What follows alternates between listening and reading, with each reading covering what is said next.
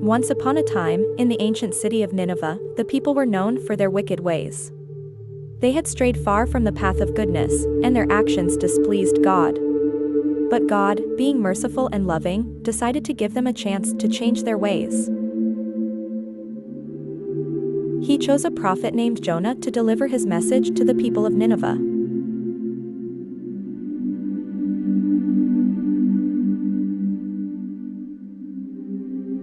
God spoke to Jonah and said, "Arise, go to Nineveh, that great city, and cry against it, for their wickedness has come up before me." But Jonah was afraid. He didn't want to go to Nineveh, a city known for its violence and cruelty. Instead of following God's command, Jonah decided to flee in the opposite direction.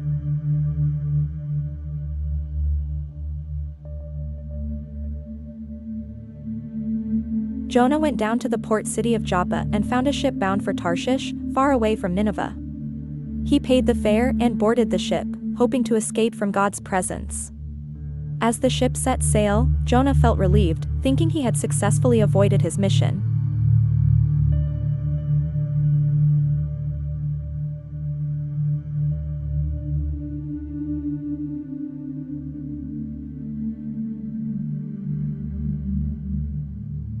However, as the ship sailed into the open sea, a great storm arose. The winds howled, and the waves crashed against the vessel. The sailors were terrified, for they had never seen such a fierce storm. They cried out to their gods, but the storm only grew stronger.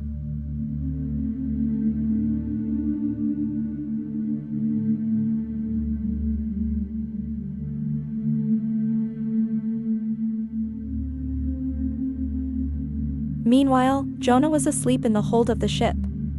The captain found him and said, "How can you sleep? Get up and call on your God. Maybe he will take notice of us, so that we will not perish." The sailors cast lots to determine who was responsible for the storm, and the lot fell on Jonah.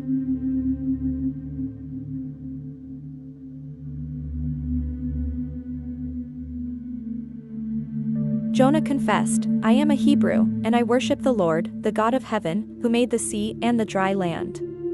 This storm is my fault, for I have fled from the Lord's command."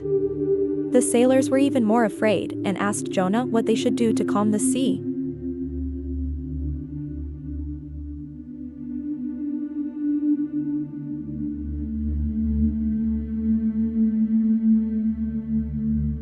Jonah replied, "Pick me up and throw me into the sea, and it will become calm. I know that it is my fault that this great storm has come upon you." The sailors, reluctant to harm Jonah, tried to row back to land, but the storm only intensified. In the end, they prayed to the Lord, asking for forgiveness, and threw Jonah overboard.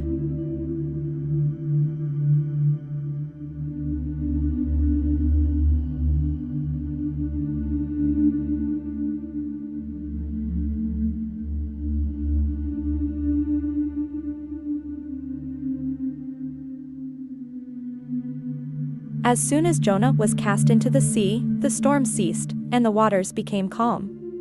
The sailors were amazed and feared the Lord, offering sacrifices and making vows to him. Meanwhile, Jonah sank into the depths of the ocean, feeling the cold waters envelop him.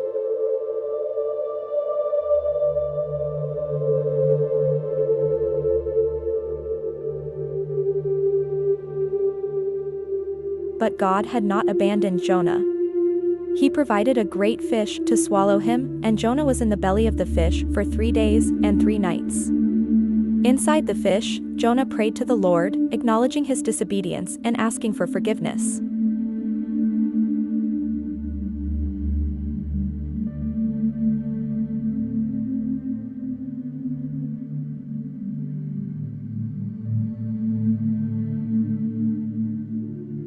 Jonah said, "In my distress, I called to the Lord, and he answered me. From deep in the realm of the dead, I called for help, and you listened to my cry. I will sacrifice to you with a song of thanksgiving, what I have vowed, I will make good. I will say, salvation comes from the Lord."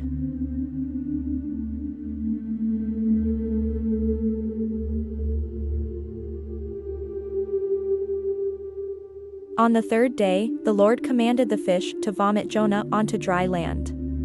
Jonah, grateful for his second chance, obeyed the Lord's command and went to Nineveh. He entered the city and proclaimed, 40 more days and Nineveh will be overthrown.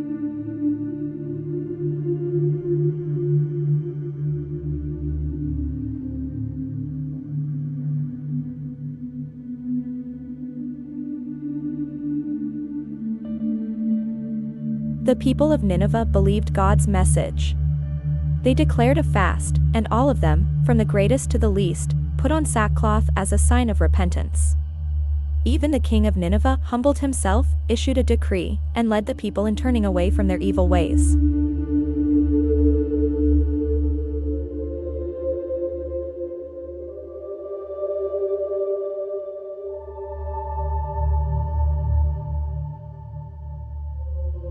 When God saw what they did and how they turned from their evil ways, he relented and did not bring the destruction he had threatened. Jonah's mission was successful, and Nineveh was saved.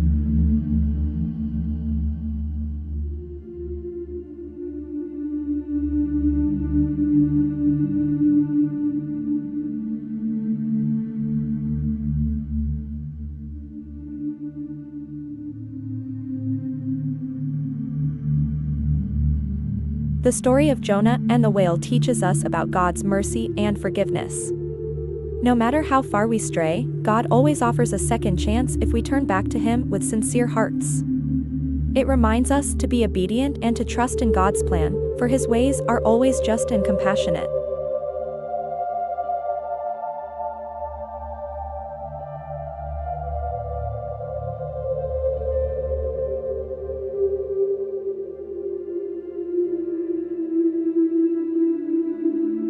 Like, share, and subscribe my channel.